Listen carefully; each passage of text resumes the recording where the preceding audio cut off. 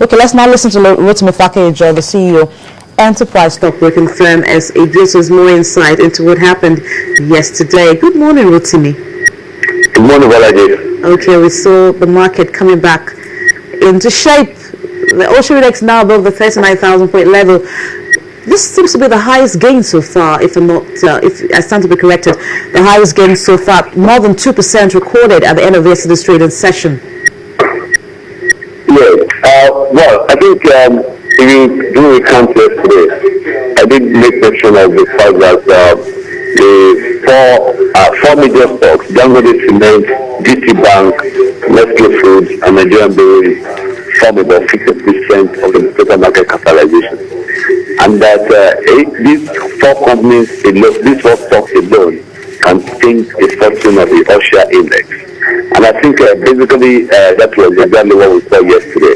The Ocean Index leaping from 30,000 plus to over 39,600. And I think the kind of impact that the four of them have, unfortunately, that you said yesterday, the four stocks gained. And I think is the result that we saw, the kind of impact that has had on the Ocean Index and the market capitalization. So I think even for the other ones that still lost some points yesterday, the likes of Guinness, Unilever, Cadbury, they weren't sufficient to actually affect negatively the kind of addition that the gainers added to the market. So I think even yesterday as well, the volume done wasn't too high, and the value was just about 2.85 billion naira. So I think with all that, we're still seeing good things to still result from the market before the end of the year. I'm still very optimistic that the Ocean Index is still going to get to as high as 40,000 basis points before the year ends. Okay, what's the sentiment behind Dangote Cement? We've not seen that stock on the headlines for a while. So what happened yesterday? Well, I don't really think there's any major sentiment concerning Dangote Cement because the value addition of that particular stock to the market is very great. When you want to look at the profitability of that company, it's the most profitable company among the companies listed on the Nigerian stock exchange. The profitability is about more than 50% of the turnover of the company, and they are churning out a profit of over 100 billion, even in the 9 months. So if you look at it, there is real substance in that particular stock, and the fundamentals back it up. And when you look at the stock again, the potential therein is still very, very large, still unexpected. And I think with the way it is, we will still see this company churning out close to 200 billion. That's over $1.1 billion profit after tax, even in about a year or two to come. So I think there isn't actually any sentiment for that stock. If a stock like Nestle Foods could be trading at 1,125 with a profit after tax of about 30 billion naira, then definitely it can be comparable to Dangote Cement, that be doing almost about $1 billion after tax.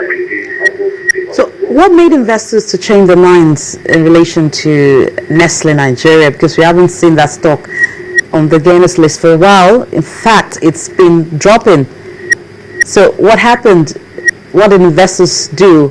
What's been told to them? Well, I think one thing you need to note is that for the board law, that is the volume of a single transaction that can change the value at the price of a stock for such high-cap stock is just about 10,000 units. And I think in recent time we've seen the price get to as high as 1,250, came down to almost 1,100, and now on the rise again. I think it's become a stock that investors view to be falling within a particular range. And I think with the way it stands, definitely Nestle Foods, the float in the market is very little, and the volume that is always traded at the end of the time is not so large. So that gives room for the stocks to actually move up and down now and then. But I think basically the time the price goes to as much as 1,050 was when they were paying their interim dividend. I think thereafter it came down. But I think as we approach the end of the year right now, and their result is not usually delay in coming. So I think we're still going to see get back up again. Just before I let you go, Rotimi, the companies that took over power firms in Nigeria, Transcorp Nigeria, Forte Oil, I haven't seen Forte Oil on the block. It actually seems to be losing steam, whereas Transcorp Nigeria has been pulling some weight in terms of the volume that it's recording at the end of the trading session. Yesterday we saw Transcorp still one of the active stocks. So what's happened to Forte Oil? Well, I think there is a major difference between the two, Forte Oil PLC and Transcorp PLC.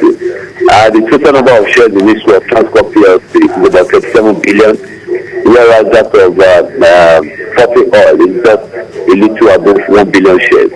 And I think that also translates to the fact that if you look at the trend in recent times, in the last 2-3 weeks, the total volume of Transcorp PLC traded on the floor is over 1 billion.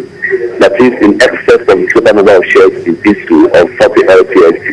So I think the two of them, I think we sort of get into a high level price of Forte Oil PLC, and the volume is not really much. Investors are holding on tight to what they already have.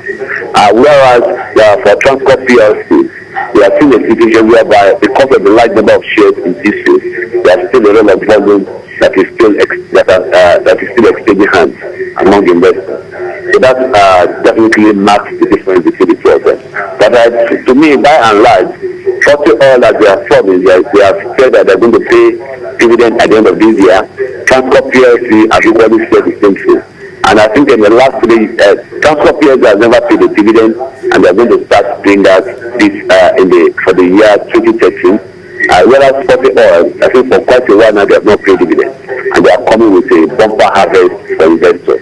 So I believe basically we're still going to see more activities in the shares of Forte Oil before the year ends.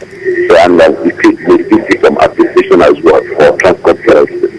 Okay, we'll keep our eyes on that, and of course investors of Transcorp and Forte Oil will also be expectant of some bumper package coming their way. Of course, to spend for the Christmas holiday. Thank you, Rotimi.